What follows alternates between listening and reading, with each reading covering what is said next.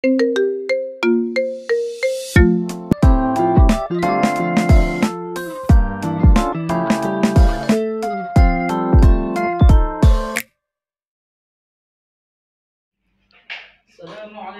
warahmatullahi wabarakatuh. Waalaikumsalam warahmatullahi wabarakatuh. Alhamdulillahirabbil alamin. Wassalatu wassalamu ala asyrafil anbiya'i wal mursalin wa ala alihi wa ashabihi ajmain, amma ba'd. Pertama-tama, marilah kita panjatkan puji syukur kita atas nikmat yang diberikan Allah Subhanahu wa taala. Kemudian salawat dan salam tidak lupa pula kita sanjung-sanjikan kepada junjungan kita, yakni Nabi besar Muhammad sallallahu alaihi wasallam. Di sini kami akan memaparkan hasil wawancara kami dalam mata kuliah inovasi kurikulum. Dan lokasi wawancara kami di SMP Negeri 13 Banda Aceh. Penerapan kurikulum di SMP Negeri 13 Banda Aceh itu sudah menggunakan kurikulum merdeka, tapi itu khusus di kelas 7 SMP. Kemudian untuk kelas 8 dan 9 itu di sekolah itu menggunakan kurikulum K13. Di sekolah itu inovasi pembelajarannya itu berbentuk seperti mandiri belajar atau membuat tim. Dan di sekolah itu juga menggabungkan antara inovasi kurikulum dan inovasi pembelajaran kurikulum yang lama atau kurikulum K13 berkolaborasi dengan kurikulum merdeka. Tujuannya itu untuk supaya siswa yang menggunakan K13 terbiasa dengan kurikulum merdeka. Kemudian selanjutnya akan disampaikan oleh pemateri kedua. Yang kedua itu tahap sebelum melakukan proses inovasi pembelajaran. Jadi di sekolah SMP Negeri 13 itu sebelum melakukan proses inovasi pembelajaran itu ada tahapnya. Yang pertama itu guru-guru atau yang terlibat di sekolah itu harus melihat karakter anak, yaitu melakukan pemetaan karakter anak didik yang ada di SMP Negeri 13 Banda Aceh. Terutama harus mengetahui tentang psikologi anak itu sendiri satu persatu. Kemudian menyesuaikan gaya belajar, apalagi di sekolah itu banyak, tentunya di semua sekolah, bukan sekolah SMP Negeri 13 saja, berbeda-beda gaya belajar anak-anak yang sedang menuntut ilmu, gitu kan. Ada yang visual, audio, dan kinestetik. Jadi di SMP Negeri 13 itu peserta didiknya itu kebanyakan gaya belajarnya itu kinestetik, anak-anak didiknya tuh. Kemudian guru-guru itu melakukan menggunakan RPP serap, karena untuk apa RPP serap itu? Untuk menyesuaikan gimana di lapangan udah sesuai apa belum. Kalau misalnya belum, baru diubah lagi, baru dibuat RPP yang sebenarnya.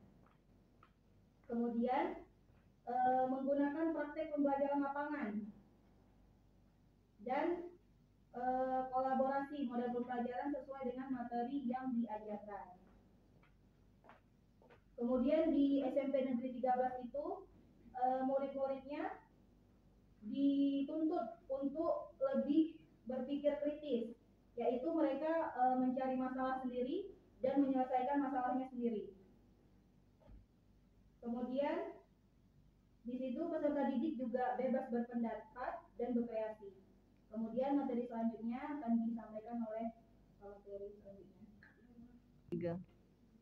Kemudian selanjutnya itu tentang kelebihan inovasi pembelajaran di SMPN 13 Banda Aceh, yaitu yang pertama dengan adanya baik, selanjutnya yaitu kelebihan inovasi pembelajaran yang dilakukan di SMPN Negeri 13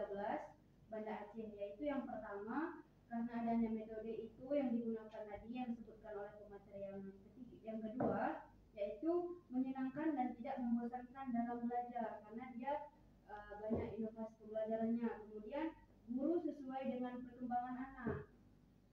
Selanjutnya berbahasa yang lebih baik gitu. Kemudian murid akan menjadi lebih sopan dan familiar kepada guru. Di sini kan nanti ada disebutkan tentang evaluasi yang mana ini berhubungan dengan kelebihan inovasi tersebut. Kemudian membuat siswa lebih berwawasan luas dan kritis karena mereka sudah diajari dengan basic learning ya kan, mencari peduli dan permasalahan sendiri. Kemudian terciptanya keseriusan dalam belajar karena mereka kan berkelompok nih kan, membuat tim. Jadi orang ini bisa sama-sama berpikir, memberikan ide-idenya masing-masing. Kemudian tidak tertekan dalam belajar karena dengan membuat tim mereka bebas berpikir gitu kan, kritis, bebas berkreasi. Kemudian bisa menjawab soal karena mereka telah terbiasa dengan tim tersebut. Mereka kan sudah melakukan tanya jawab, jadi mereka lebih mudah membuat pertanyaan dan menjawab soal gitu.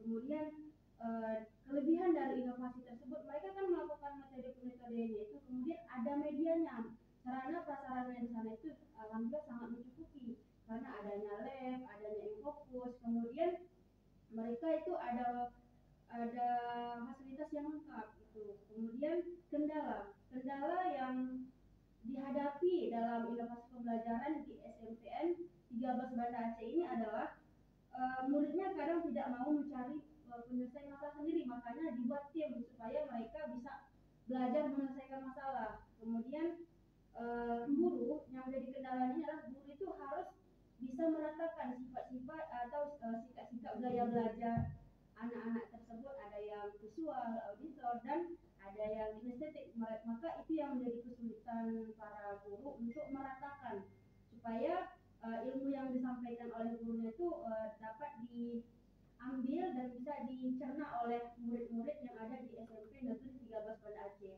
Kemudian selanjutnya evaluasi yang disampaikan oleh pemateri yang keempat. Selanjutnya evaluasi terhadap SMP Negeri 13 Banda Aceh tersebut. Yang pertama itu yang dilihat dari perubahan sikap atau karakter anak-anak. Selanjutnya itu guru harus adil dalam mendidik. Guru ditekankan tidak melalaikan kelas ataupun meninggalkan kelas. Guru harus bersikap tegas, peka, dan juga berpakaian rapi. Guru juga harus peduli terhadap murid-muridnya agar disegani. Tidak mengajak anak-anak ataupun terlalu keras kepada anak-anak. Memberikan peringatan ataupun sanksi kepada anak-anak atas kesalahan yang mereka perbuat. Memberikan apresiasi, memberikan hukuman yang mendidik, menjalin silaturahmi yang baik dengan anak-anak supaya anak mudah diajak kerjasama. Tidak mempersulit anak dengan berlebihan, mendalami psikologis anak, tidak memberikan dispensasi kepada anak yang malas dan tidak mau belajar. Kemudian tidak membuat anak tertekan. Bisa menjadi tempat curhat jika anak seorang siswa ada permasalahan. Kemudian guru harus memiliki wawasan yang luas. Jadi di SMP Negeri 13 itu kemarin kami wawancara paling itunya tuh sama guru pendidikan agama Islam di situ. Jadi di situ ibu itu mengatakan kalau di SMP Negeri 13 itu di khususnya pelajaran pendidikan agama Islam sesuai dengan jurusan di situ sangat lengkap. Kalau kita lihat di sekolah-sekolah lain belum tentu ada lab khusus untuk jurusan pendidikan agama Islam. Jadi di situ murid-murid kayak misalkan banyak tuh pelajarannya emang umum karena SMP. Jadi di situ dibuat kayak tambah kayak gitu, tapi tuh murid yang buat sama guru. Jadi buatnya itu di sekolah, tugasnya di sekolah gitu. Kemudian kok dulu gaya belajar kita itu lebih ke monoton gitu. Jadi kita kayak simak guru aja gitu, gurunya ceramah gitu. Jadi membosankan. Kalau di situ murid-muridnya diajarkan untuk ke praktek meneliti atau observasi lapangan. Kemudian ibu itu bernama Urena. Di sini ibu juga menjelaskan tentang karya-karya ya, banyak karya-karya yang dibuat oleh jurusan lebih ke mata pelajaran PAI. Mereka ada itu ya seperti ini ada juga ada familiar dokumentasinya, kemudian ada membuat mading yang isinya tentang pembelajaran. Mereka itu banyak kreasinya ya, dari membuat cerita tentang sejarah yang dibuat dalam bentuk mading gitu.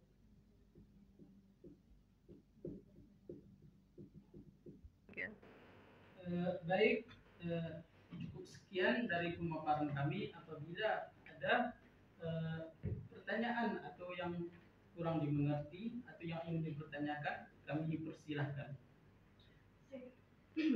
Bismillahirrahmanirrahim. Assalamualaikum warahmatullahi wabarakatuh. Waalaikumsalam warahmatullahi wabarakatuh. Perkenalkan, nama saya Sajara Putra. Saya ingin bertanya kepada kelompok 4. Apakah berapa orang guru PAI yang ada di sekolah SMP Negeri 13 Banda Aceh? Terima kasih. Assalamualaikum warahmatullahi wabarakatuh. Waalaikumsalam warahmatullahi wabarakatuh. Baik, saya akan menjawab pertanyaan dari saudari Sajara Putra, yaitu guru yang mengajar PAI pendidikan agama Islam di SMPN 13 Banda Aceh itu ada 3 orang. Jadi di setiap kelas itu udah ada guru PAI masing-masing gitu. Mungkin sekian jawabannya. Baik, terima kasih. Kemudian apakah ada teman-teman ingin bertanya lagi? Ada. Silakan. Kenapa kurma itu diterapkan pada kelas 7 saja? Kenapa yang di kelas lain enggak? Baik, kami akan menjawab pertanyaan dari saudari Armita Anggi. Jadi pertanyaannya itu kenapa kurikulum Merdeka tidak diterapkan di kelas lain, hanya di kelas 7. Jadi di sekolah SMP Negeri 13 Banda Aceh itu kan kurikulum Merdeka itu ditetapkannya tahun 2022. Tapi diterapkan di SMP Negeri 13 itu di tahun ajaran baru, yaitu di peserta didik baru yang angkatan 2023. Jadi khususnya di kelas 7. Tapi tetap diterapkan kurikulum Merdeka untuk kelas 8 dan 9. Jadi kayak di kombinasi antara K13 dan kurikulum Merdeka. Jadi untuk anak kelas 8 sama 9 itu ketika mereka nanti sudah enggak sekolah lagi atau melanjutkan pendidikan di SMA atau dimanapun, mereka itu sudah terbiasa dengan kurikulum Merdeka. Kayak gitu. Apakah ada yang mau menanggapi atau Saudara Anggi dapat menerima jawabannya? Baik, jawabannya dapat saya terima. Terima kasih atas pertanyaannya. Mohon maaf atas segala kekurangan, karena kekurangan itu datangnya dari kami sendiri, kebenaran itu datangnya dari Allah. Hidup sendiri tanpa kekasih. Cukup sekian dan terima kasih. Assalamualaikum warahmatullahi wabarakatuh. Waalaikumsalam warahmatullahi wabarakatuh. Sekian hasil dari wawancara kami bersama Ibu Rena di SMP Negeri 13 Banda Aceh. Jadi ini beberapa dokumentasi yang kami ambil dari hasil wawancara kami di SMP Negeri 13, dan ini hasil kreativitas dari peserta didik di SMP Negeri 13 Banda Aceh, khususnya di mata pelajaran pendidikan agama Islam. Mungkin ini yang dapat kami persembahkan. Wassalamualaikum warahmatullahi wabarakatuh.